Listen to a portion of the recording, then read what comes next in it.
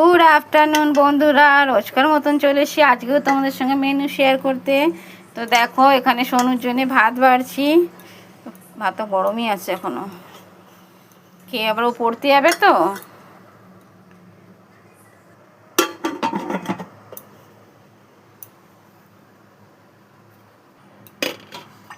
এখানে বাটি নিয়ে নিলাম।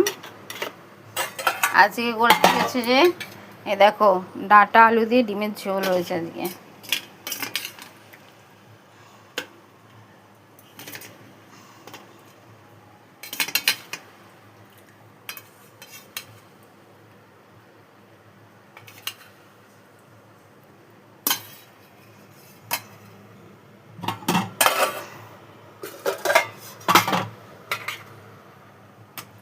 আর করেছি টমেটোমের চাটনি, খেজুর কিশমিশ দিয়ে টমেটোমের চাটনি করেছি।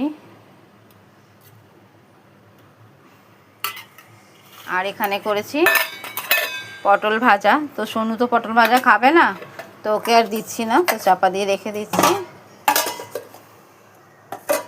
তো এই হলো আজকে দুপুরের মেনু। শুভ দুপুরের শুভেচ্ছা রইলো। সবাই ভালো থাকবে, সুস্থ থাকবে। টাটা।